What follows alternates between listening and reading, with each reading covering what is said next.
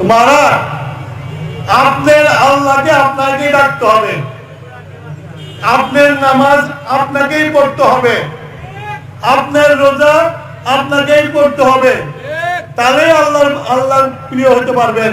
ওই ভায়া মিডিয়া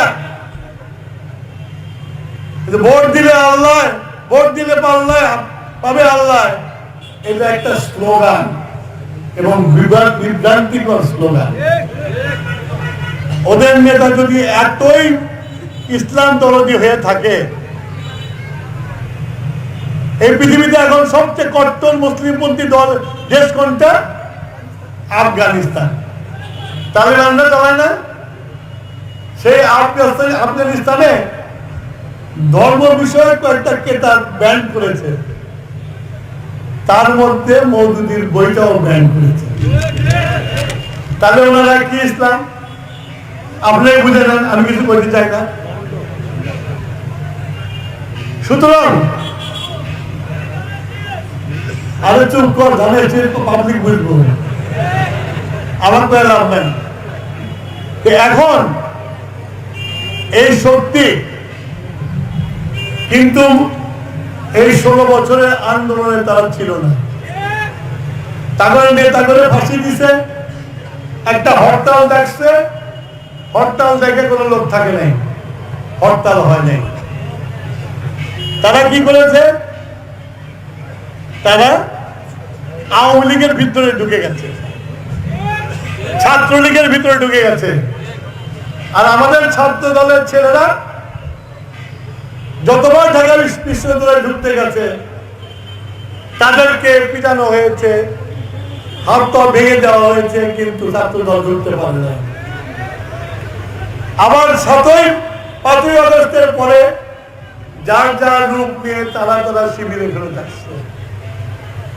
তা আমরা তো এরকম ছড়া ছলছাত্রের রাজনীতি করি না, আমাদের ছাত্র দল করে নাই, 16 বছর ক্যাম্পাসে ঢুকতে পারে নাই, এমনকি ঢাকা বিশ্ববিদ্যালয় কলেজ, সিরাজগঞ্জ বিশ্ববিদ্যালয় কলেজে ঢুকতে পারে নাই।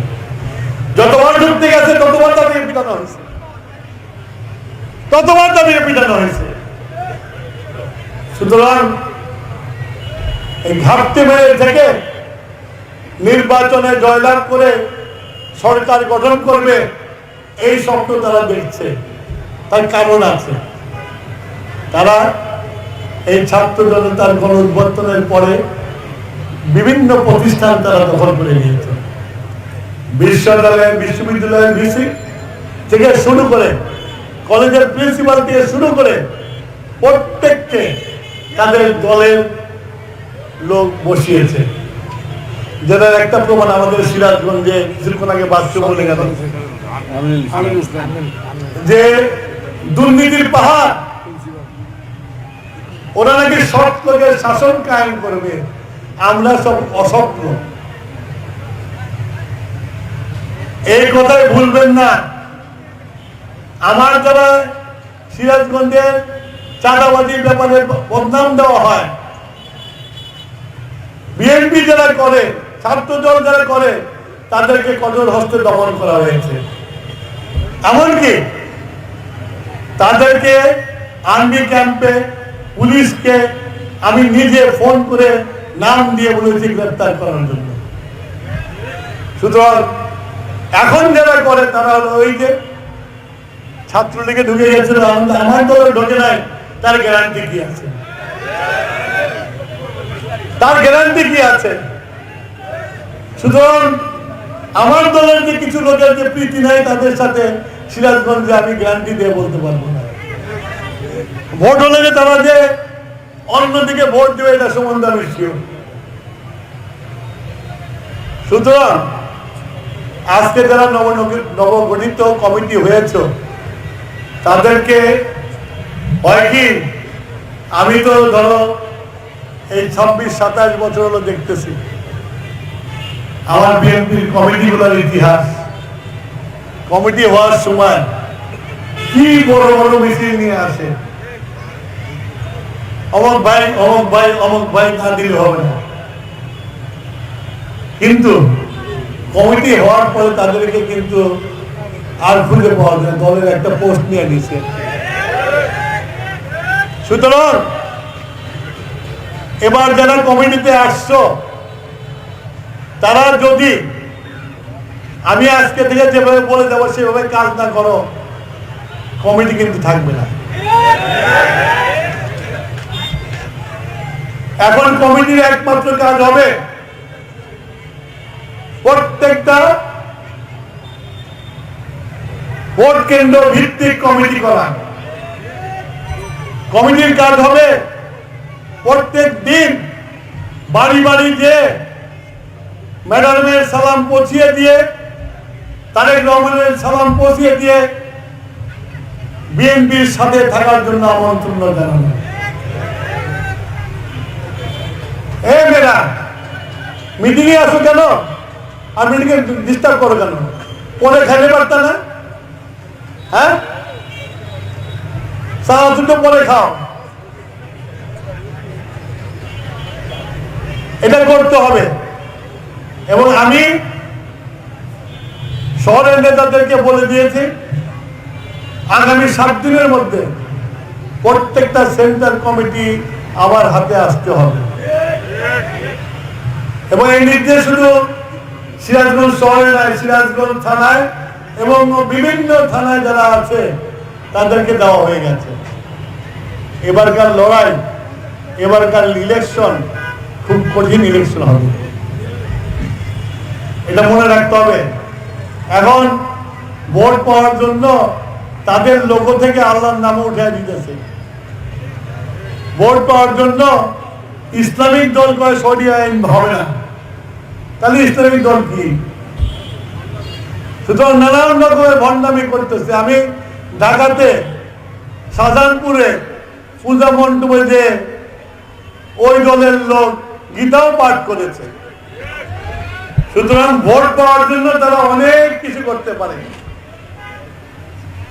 আমি আমারও বলছি, আমার দলের মধ্যে অনেকে আছে, একটা কথা আছে না, নিজের নাক কাটা পরের যাত্রা ভঙ্গ করবো।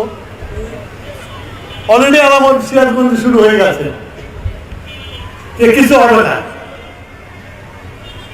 লাখের কাছে 2 জন 10 জন করে কিছু করতে পারবে না।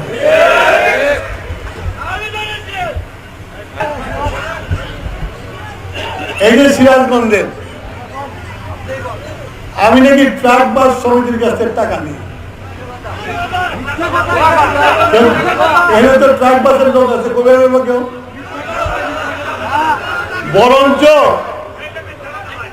বরঞ্চ আমি বাস মালিক সমিতিতে অডিটর নিয়োগ করেছি দেখার জন্য আওয়ামী লীগের আমলে এই ট্রাক বাস মালিক সমিতিতে কি পরিমাণের তহবিল তছরুপ হয়েছে। এবং একই কাজ আমি ট্রাক মালিক সমিতিও করব, ট্রাক শ্রমিক সমিতিও করব এবং বাস শ্রমিক সমিতিও করব। আমি দেখতে চাই যে গরিব মানুষের টাকা কিভাবে আওয়ামী লীগ লুট করে খেয়েছে, কিভাবে এসব দখল করে খেয়েছে এবং তাদের দোসররা যারা তাদের সহায়তা করেছে তাদের মুখোশ উন্মোচন করার জন্যই আমি অডিট করাচ্ছি।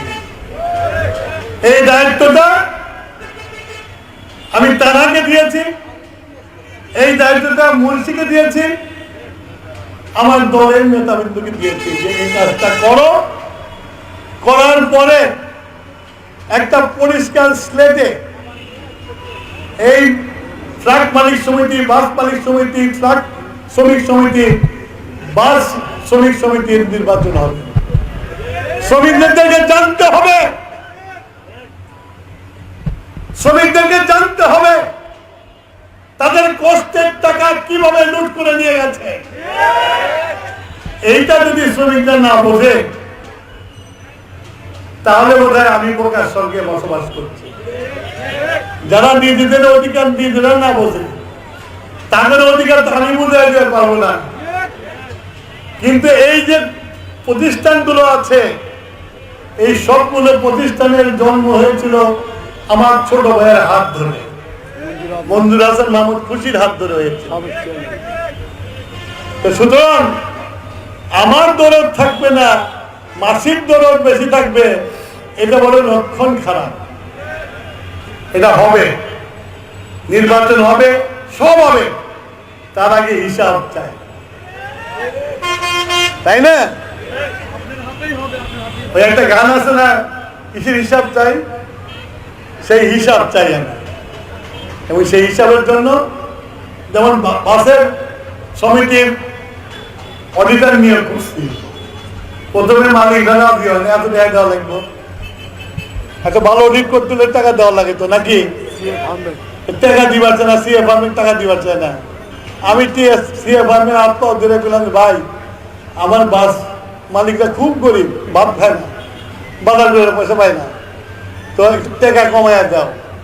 তো টাকা কম করে 2.5 লাখ টাকা বোধ হয়, 2 লাখ করে আমি অডিটার পাঠাইছি।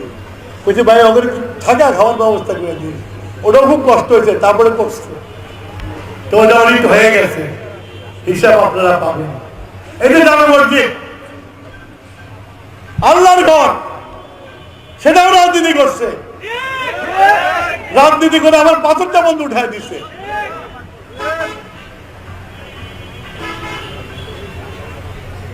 আমি নতুন কমিটি করে ওই বারকোড দিয়ে দিছি। আপনাদের সবার কাছে ফেসবুক আছে, আছে কিছু না, ওই বারকোডটা ধরলে পরে প্রতি সপ্তাহে কত আদায় হচ্ছে, কত খরচ হচ্ছে, প্রত্যেকটা মুসল্লি হিসাব দিতে পারবে। এটা হলো আমার দোষ, এটা টুকুর দোষ। লাগে ফেসবুকে লাগে টুকুর বিরুদ্ধে, টুকুর বউ হিন্দুদের কাছে সোনা নিছে, টুকু বাস শ্রমিকদের কাছে টাকা নেয়, টুকুর দুর্নীতির খতিয়ান দেয়। আরে সব টুকুর দুর্নীতি 11 খুঁজে পায় নাই বিদ্যুৎ মন্ত্রণালয়, টুকুর দুর্নীতি হাসিনা 16 বছরে খুঁজে পায় নাই, হারিকেন দিয়ে খুঁজছে। ওই এক পাইছে খাম্বা, তো খাম্বা খাম্বা হাম্বা হাম্বা করতেছে, মামলা তো দিতে পারো না।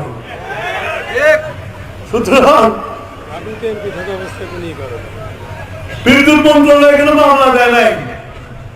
মামলা দিছে কি আমার ইনকাম ট্যাক্সের ফাইল খুঁজে কবে কি কোন জায়গায় বাদ দিছি। ইনকাম ট্যাক্সের চলমান পদ্ধতি, একবার ভুল করে আরেকবার ঠিক করে দেওয়া যায়। এই মামলা দিয়ে আমার 9 বছর জেল দিছিল, 2.5 বছর আপনাদের থেকে আমাকে দূরে রাখছে।